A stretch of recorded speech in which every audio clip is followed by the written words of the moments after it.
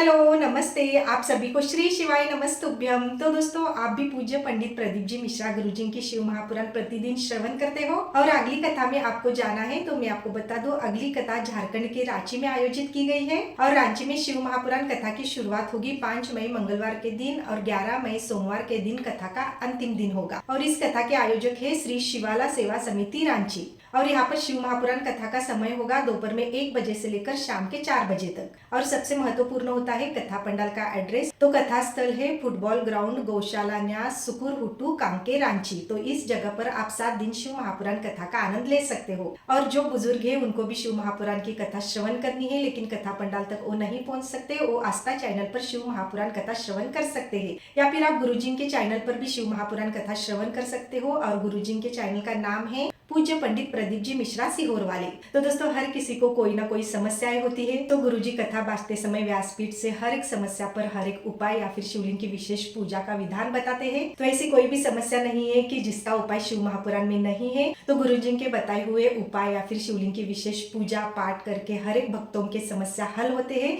और वो पंडाल में अपना पत्र लेकर कथा श्रवण करने के लिए पहुंचते हैं। वैसे मैं भी मेरा पत्र लेकर पंडाल में पहुंच गई थी और गुरुजी ने पहले ही दिन पहला पत्र मेरा उठाया था और मुझे बहुत ही खुशी हो गई थी। योगिता लक्ष्मीकांत यंदे है। मैं कर्नाटक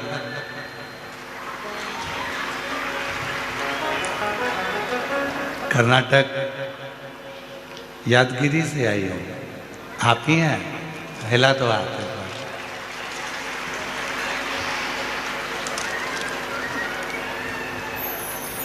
आ जाओ आ जाओ आ जाओ आ जाओ। पहला पत्र है, उसकी खुशी देखिए। एक बार जोरदार ताली बजाकर इस बेटी के लिए साधुवाद। भवोत में है खजाना कुबेर का, रंगधार मुक्तिदार वो नकार तू भोले ओंकार तू आयो शरणं तिहारी शंभु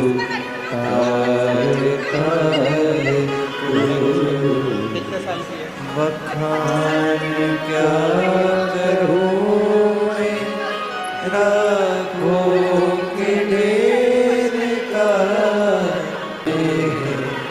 हजारा।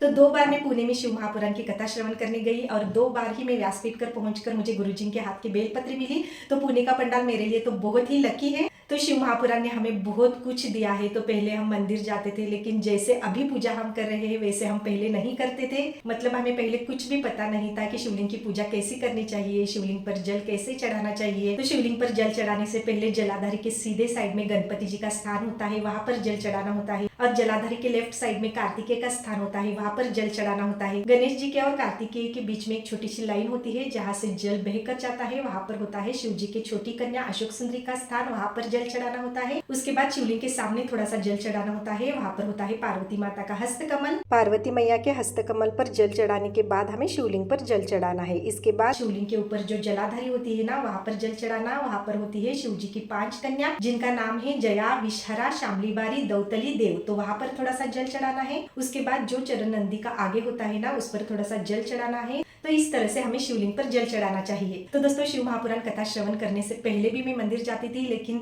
तभी उतना भाव, उतना विश्वास और श्रद्धा भक्ति मेरे हृदय में नहीं थी। जब से शिव महापुराण श्रवण करने लगी हूँ ना, तब से मुझे बहुत सारी जानकारी मिली है शिव महापुराण से। तो पहले तो मुझे बस इतना ही पता था कि शिव जी के परिवार में शिव जी, पार्वती माता, गणेश जी और कार्तिकेय है। और जब से शिव महापुराण कथा श्रवण करने लगी हूँ ना, तब से मुझे पता चला कि शिव जी का परिवार कितना बड़ा है और उनके परिवार में कौन कौन है। जैसे कि शिव जी की धर्मपत्नी पार्वती मैया के पिताजी हिमावन महाराज, पार्वती मैया के माताजी मैनावती माता, पार्वती मैया के भाई जिनका नाम है मैना पर्वत, पार्वती मैया की प्रिय सखी जिसका नाम है गजमुखी माता, पार्वती मैया की मासी है जिनका नाम है प्यूरी माता, और प्यूरी माता के पतिदेव है सुखदेव महाराज। शिव जी की एक बहन भी है जिनका नाम है छिप्रिया माता। शिव जी के पुत्र गणेश जी की धर्म पत्नियां रिद्धि माता, सिद्धि माता, उनके बच्चे शुभ भगवान, लाभ भगवान और उनके भी बच्चे अमोद, प्रमोद और उनके बच्चे, दाता, विधाता। इसके अलावा शिव जी की छोटी कन्या है अशोक सुंदरी और अशोक सुंदरी के पतिदेव जी का नाम है नहुष महाराज। और जहाँ पर अशोक सुंदरी का स्थान है उसके बिल्कुल सामने होती है 64 योगिनियां, अष्टसिद्धि, नवनिधियां। और जब हम शिवलिंग पर जल चढ़ाते हैं और वो जल बह कर नीचे गिर जाता है, वहां पर होता है 33 कोटि देवों का स्थान। शिव जी की जटाओं में गंगा मैया रहती है। शिव जी के हमेशा साथ रहने वाले वासुकी नागदेव और उनकी पत्नी का नाम है सतशीर्षा माता। शिव जी के गण जैसे कि भृंगी, श्रृंगी, नंदी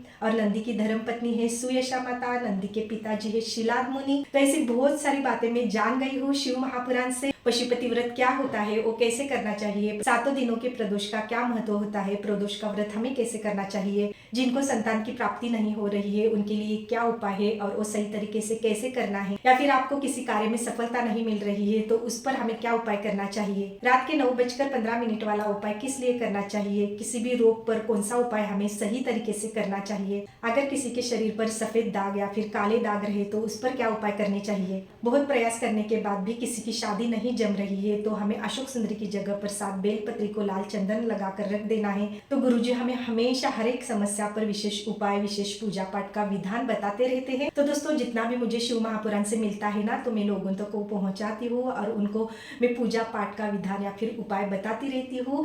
तो कईयों का काम भी होता है और वो सामने से मुझे फोन करते हैं कि आपने मुझे ये विधान बोला था, ये पूजा पाठ, ये उपाय बोला था, वैसा हमने किया और हमारा काम हो गया। तो मुझे बहुत ही खुशी होती है उनकी बात सुनकर। तो जब से मैं शिव महापुराण की कथा श्रवण करने लगी हूँ ना, तब से मुझे बहुत कुछ मिल रहा है, बहुत सुकून, आनंद, एक समाधान मुझे मिल रहा है। तो मेरे पहले के जीवन से अभी के जीवन में बहुत से बदलाव हुए हैं जिससे मैं बहुत ही खुश हूँ और अभी मुझे बहुत ही सुंदर सुंदर अनुभव आते हैं और मुझे अभी ऐसा लगता है कि मुझे कुछ भी नहीं चाहिए, बस मुझे शिव महापुराण श्रवण करना है, प्रतिदिन शिवलिंग पर जल चढ़ाना है, मेरे शिव जी से बहुत बहुत प्रेम करते रहना है। मैंने हृदय से शिव जी को मेरा पिता मान लिया है। अभी तो मुझे ऐसी कोई बात उनको बतानी ही नहीं होती है। शिव जी के साथ एक मेरा अलग सा रिश्ता बन गया है, उससे मैं बहुत ही खुश हूँ, बहुत ही प्रसन्न रहने लगी हूँ। तो दोस्तों निर्मल मन से भक्ति, विश्वास, प्रेम जब करना आप शुरू करते हैं ना शिव जी पर, तो आपको बहुत ही सुंदर सुंदर अनुभव आते हैं। जैसे कि हम छोटे बच्चे रहते हैं तभी हम कुछ चाहिए तो हमारे मम्मी पापा को बोलते हैं कि हमें ये चीज चाहिए, लेकिन हम जब सच्ची भक्ति निर्मल मन से शिव जी पर प्रेम करने लगते हैं ना, तभी हमें कुछ भी नहीं मांगना होता है, हमारी हृदय की हर एक बात उन तक पहुंचती है। और ये मेरा अनुभव है। तो मेरा रिश्ता शिव जी के साथ इतना दृढ़ बन गया है ना, जब मैं उनका नाम भी लेती हूँ ना तो मेरा हृदय भर आता है।